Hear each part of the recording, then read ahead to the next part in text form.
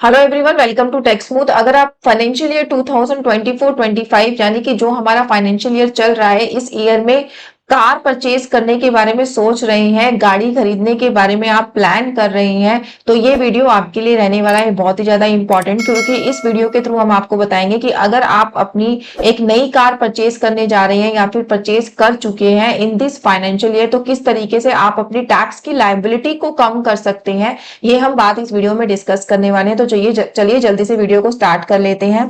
अभी रिसेंटली हमारा union budget आया था ऑन 23 जुलाई 2024। बजट जब आया तो बजट में एक बहुत ही ज्यादा इंटरेस्टिंग बात की गई कि अगर आपका एम्प्लॉयर आपका टीडीएस काटता है और आपका पहले कभी टीसीएस भी कटा हुआ है उसी फाइनेंशियल ईयर से रिलेटेड, टीसीएस मतलब टैक्स कलेक्टेड एट सोर्स। हम जब कुछ चीजें परचेज करते हैं तो इनकम टैक्स के अकॉर्डिंग कुछ ऐसे प्रोडक्ट्स हैं या फिर कुछ ऐसी सर्विसेज हैं जिसके ऊपर जो है हमारा टीसीएस कलेक्ट होता है हमसे, हमें जो है टीसीएस पे करना पड़ता है। तो होता क्या था कि हम पहले टीसीएस पे करते थे, फिर उसके बाद जब हम अपने इनकम टैक्स की रिटर्न को फाइल करते थे तो उस टीसीएस का अगर रिफंड बनता था तो हम रिफंड क्लेम कर लेते थे, और अगर हमारी टैक्स लायबिलिटी कुछ होती थी तो उसके अगेंस्ट वो टीसीएस का अमाउंट जो है एडजस्ट हो जाता था। टीसीएस को टीडीएस से बिल्कुल अलग रखा गया। टीडीएस हमारा एम्प्लॉयर काटता है। एम्प्लॉयर हमारा टीडीएस कब काटता है? जब हमारी सैलरी पे टैक्स बनता है तब हमारा जो है टीडीएस कटता है एम्प्लॉयर द्वारा।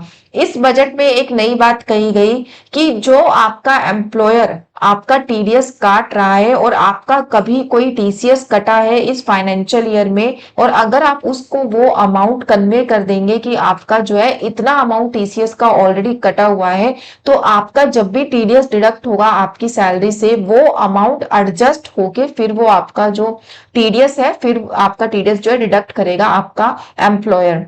बजट की स्पीच मैंने स्क्रीन में खोली हुई है, आप वहां पे देख सकते हैं। यहाँ पे क्लियर शब्दों में कहा गया, clear credit of TDS and TCS, it is propose to allow credit of all tax deducted यानी कि टीडीएस और कलेक्टेड यानी कि TCS while computing the amount of tax to be deducted on salary income under section 192।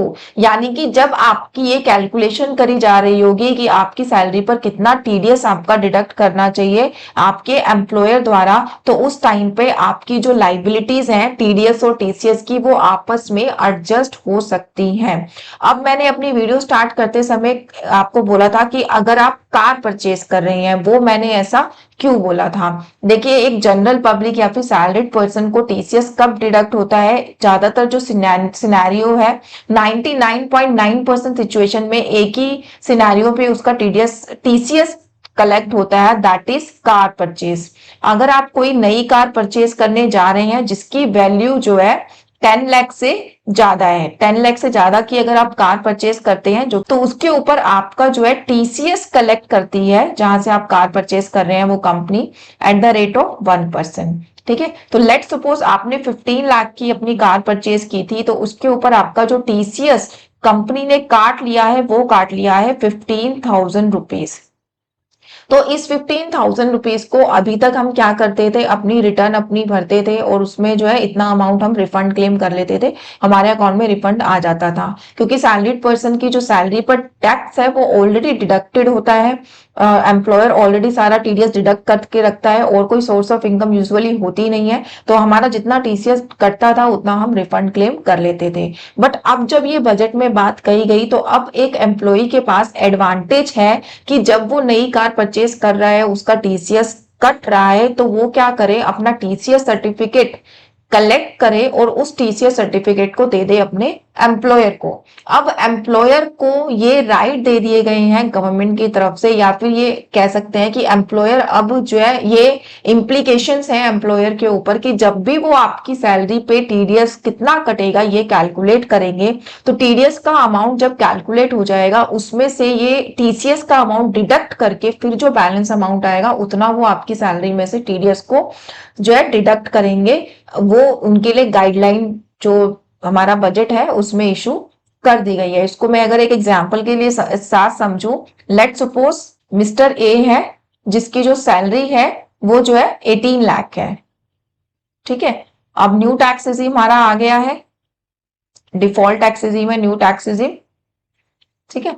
Let suppose mister A का जो tax बनता है 18 lakh rupees के ऊपर, लेट सपोज इनका टैक्स जो है 3 लाख रुपीस बन रहा है। ठीक है, ये मैंने एक एग्जांपल लिया है, एक्यूरेट टैक्स की कैलकुलेशन नहीं है ये। तो 3 लाख रुपए जब उनका एम्प्लॉयर टीडीएस काटेगा, और अगर मिस्टर ए ने कोई कार परचेज करी है जिसके ऊपर ऑलरेडी उनका टीसीएस कलेक्ट हो चुका है, जो मैंने अभी एग्जांपल लिया 15,000 रुपीज मान लेते हैं, उनका ऑलरेडी कलेक्ट कलेक्ट जो है टीसीएस हो चुका है, तो मिस्टर ए अपने एम्प्लॉयर को कन्वे करेंगे ये चीज, तो उनका एम्प्लॉयर कितना टीडीएस अब काटेगा, 3 लाख माइनस 15,000। तो जो बैलेंस अमाउंट निकलेगा उसी बैलेंस अमाउंट को उसके एम्प्लॉयर को डिडक्ट करना है अपनी सैलरी में से। उनको जो है पूरा जो टैक्स है वो कलेक्ट करने की जरूरत नहीं है, एम्प्लॉय से टीसीएस का अमाउंट हटाएं और बैलेंस अमाउंट को जो है उनकी सैलरी में से डिडक्ट करके टीडीएस को आगे गवर्नमेंट में जो है डिपॉजिट करा दें। इससे एक जो बहुत अच्छी बात हुई वो ये हुई कि अब एक तो एम्प्लॉय को ज्यादा टीडीएस नहीं डिडक्ट कराना पड़ेगा, उनके हाथ में ज्यादा से ज्यादा सैलरी जो है आ पाएगी। दूसरी चीज, ईयर एंड में जब हम बाद में रिफंड के लिए भागते हैं, रिफंड नहीं आता, कई बार डिमांड से एडजस्ट हो जाता है, तो उन सब चीजों में हमें पढ़ना नहीं पड़ेगा, क्योंकि अब ये चीज आने के बाद रिफंड बनने के चांसेस जो है कम हो जाएंगे, क्योंकि आपने ऑलरेडी अपना टैक्स जो है कम डिडक्ट कराया अपने एम्प्लॉयर के थ्रू। तो ये थी एक छोटी सी बट बहुत बड़ी अमेंडमेंट जो बजट में लाई गई थी, जो मुझे आपसे शेयर करनी थी। सो आई होप आपको ये बात समझ में आ गई होगी कि आपको एम्प्लॉयर को क्या चीज कन्वे करनी है और कब कन्वे करनी है। Thank you so much for watching this video. अगर आपको लगता है आपके रिलेटिव्स ने या फ्रेंड्स ने भी ड्यूरिंग दिस ईयर कोई कार परचेज करी है, तो इस वीडियो को आप उनको फॉरवर्ड करिए सो दैट वो इसका बेनिफिट ले पाए। और इसी तरीके से टैक्स मूव से जुड़े रहिए सो दैट आपको और ज्यादा नॉलेजेबल वीडियोस हम आपको दे पाए। Thank you so much for watching this video. Thanks a lot.